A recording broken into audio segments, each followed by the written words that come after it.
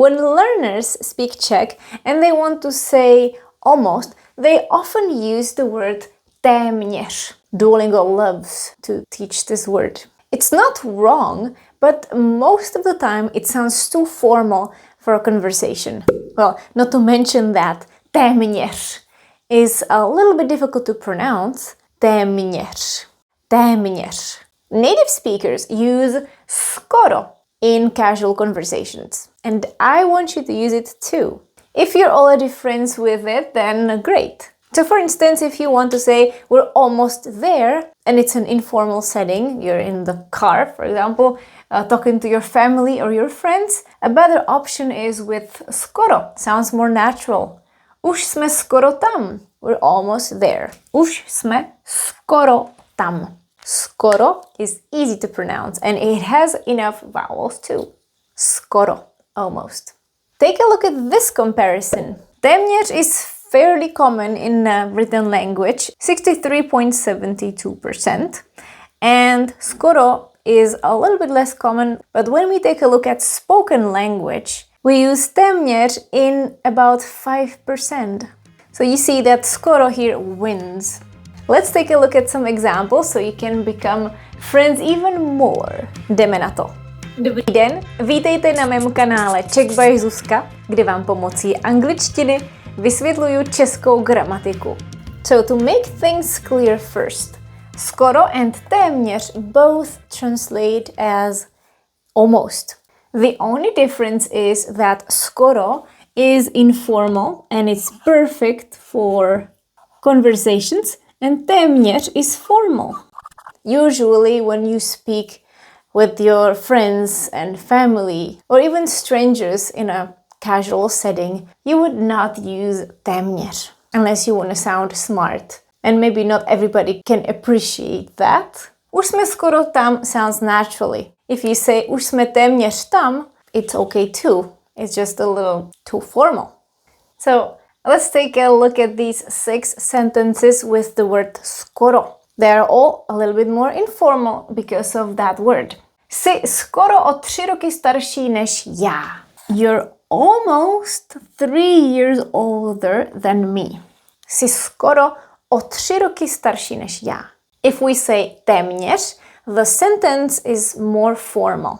It sounds more formal. Jsi téměř o 3 roky starší než já. If it's a normal conversation in a relaxed environment, you're not saying anything officially, you're not writing anything, go for skoro. Dovolená stála skoro 50 000. The vacation cost almost 50,000. Skoro 50 000. Dovolená stála skoro 50 000. Dovolená stála téměř 50 000 makes it sound more formal. V ledničce není skoro nic. In the fridge there is almost nothing. Skoro nic. V ledničce není téměř nic, more formal. Proti ním nemáme skoro žádnou šanci. Skoro žádnou šanci. We have almost no chance against them. Proti ním nemáme skoro žádnou šanci. V noci jsem skoro nespal. Skoro here translates to rather hardly. Last night I hardly slept at all. I almost didn't sleep last night. V noci jsem skoro nespal. Notice that in Czech we don't really say minulou noc. We just say v noci, and using the past tense, people assume that you're talking about last night. Skoro se na mě ani nepodívala. She hardly even looked at me. She almost didn't look at me. Skoro se na mě ani nepodívala. This has a very interesting word order because of this verb se nepodívala. It sounds good to be in front of the first part of the verb here. Skoro se na mě ani nepodívala. Of course, you could also say ani se na mě skoro nepodívala, but this sounds better. If you're using skoro with verbs that you hardly did anything, you can also use it at the beginning. Skoro jsem v noci nespal. But since we have this time expression, it's good to put it at the beginning.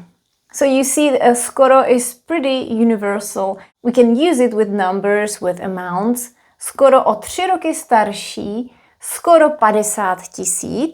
You can use it with objects. There's almost nothing or almost everything. Skoro nic, skoro všechno, skoro žádná šance. And with verbs as well.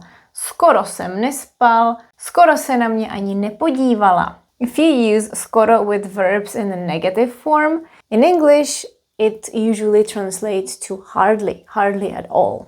And remember, all of these could be also replaced by téměř. You can use it if you want to sound formal. In the past, I made a more detailed video on how to translate almost, because skoro and téměř are not the only options. We can also say málem or pomalu. You can watch the video here if you want to learn a little bit more. And now let's practice together. In this exercise, you will translate the missing words. You can use skoro or téměř. Depends how you feel about that sentence. Practically both are correct. You don't have much context, so you could use either. The point of this video is for you to realize that we have two options. We can use téměř, that's formal, and skoro, which is informal and it's widely used. Pause the video before we check it. So let's see how to translate these sentences. Číslo 1. It's almost not raining anymore. Už skoro neprší. Už skoro neprší. Číslo 2. We've been driving for almost 3 hours. Or we've been going. Jedeme už skoro 3 hodiny. Už skoro 3 hodiny. Or už téměř 3 hodiny. Číslo 3. My brother is almost 2 heads taller than me. Můj bratr je skoro o 2 hlavy vyšší než já. 4. The box is almost empty. Krabice už je skoro prázdná. Krabice už je téměř prázdná. A číslo 5. Almost everyone likes this music. Tuhle hudbu má rád skoro každý. Skoro každý. If you use the singular form of the verb má rád, then you have to use každý. You cannot say všichni. Všichni goes with the plural. Všichni mají rádi. Každý má rád. That's with singular. A to je ode mě všechno. Thanks so much for watching. Keep enjoying your summer and I'll see you next week. Ciao.